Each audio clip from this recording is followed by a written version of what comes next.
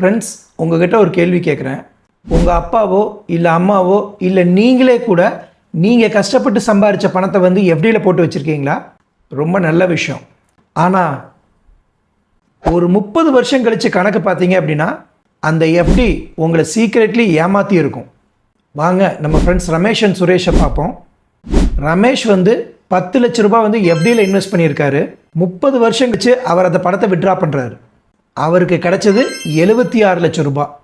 அந்த பணம் கிடைச்சதில் அவர் ரொம்ப ஹாப்பியாக இருக்கார். ஆனால் அதே பணத்தை சுரேஷ் வந்து ஒரு மியூச்சுவல் ஃபண்டில் இன்வெஸ்ட் பண்ணுறாரு. 30 வருஷம் கழிச்சு சுரேஷ் கையில் கிடைச்ச பணம் 3 கோடிக்கு மேலே. இந்தியாவில் 60% மேலே மக்கள் வந்து இன்னும் ஃபிக்ஸட் டெபாசிட் தான் சேஃப்னு நம்புகிறாங்க. இவங்கெல்லாம் ஏன் வந்து எஃப்டியை வந்து ப்ரிஃபர் பண்ணுறாங்க? இதுக்கு வந்து 3 ரீசன் தான்.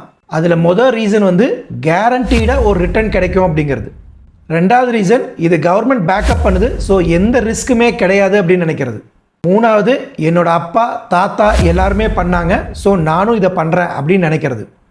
ஆனால் உண்மையில் இந்த 3 ரீசன்ஸுமே ஒரு மித்து தான். இன்றைக்கி நான் வந்து கிளியர் நம்பர்ஸோடு உங்களுக்கு நான் இதை ப்ரூஃப் பண்ணுறேன். ரமேஷ் வந்து 30 வயசில் வந்து 10 லட்ச ரூபாய் எஃப்டியில் இன்வெஸ்ட் பண்ணுறாரு. எஃப்டியில் அரௌண்ட் 7% இன்ட்ரெஸ்ட் கிடைக்குது. கண்டிப்பாக 30 வருஷத்தில் இது கம்மியாக இருக்கும், பட் நம்ம 7% இன்ட்ரெஸ்ட்டே எடுத்துக்குவோம். 30 வருஷம் கழித்து அவருக்கு கிடைக்க போகிற பணம் வந்து 76 லட்ச ரூபாய்.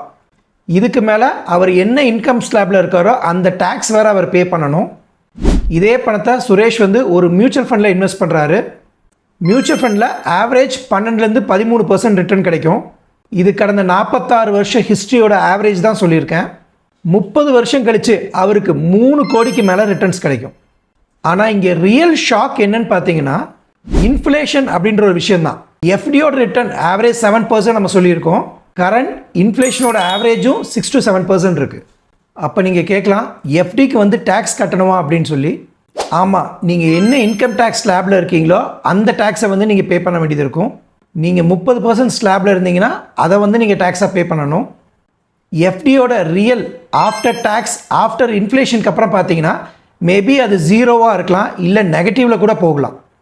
அப்போனா எஃப்டியில் ஃபுல்லாக இன்வெஸ்ட் பண்ண வேண்டாம் நம்ம சொல்லலை.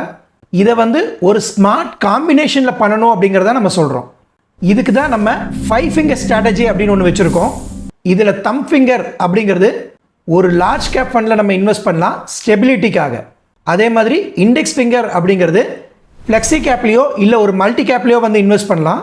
இது வந்து க்ரோத்துக்கும் ஃப்ளெக்சிபிலிட்டியோடு இது இருக்கும். மூணாவது பார்த்தீங்கன்னா மிடில் ஃபிங்கர். இது வந்து ஒரு மிட் கேப் ஃபண்டோ இல்லை ஸ்மால் கேப் ஃபண்ட்லேயோ நீங்கள் இன்வெஸ்ட் பண்ணலாம். இது வந்து உங்களுக்கு அக்ரெசிவ் க்ரோத்தை வந்து கொடுக்கும். நாலாவது பார்த்தீங்கன்னா நம்மளோட ரிங் ஃபிங்கர். இது வந்து நம்ம கோல்டில் இன்வெஸ்ட் பண்ணலாம் ஒரு ஹெட்ஜிங்காக.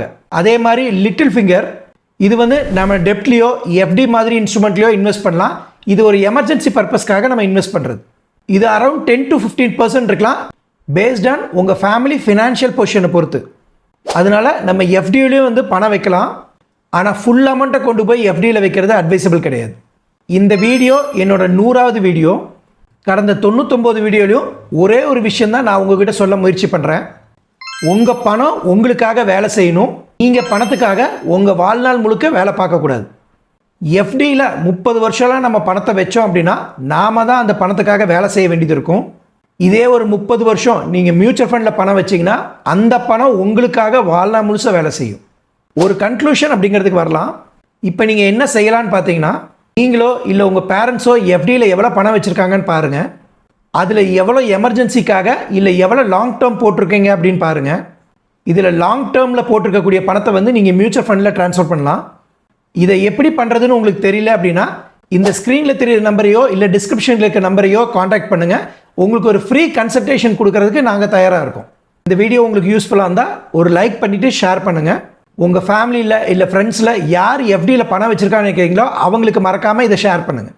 இந்த ஒரு ஷேரிங் தான் நீங்கள் இந்த 100வது வீடியோக்கு எனக்கு தரக்கூடிய கிஃப்டாக நான் நினைக்கிறேன்.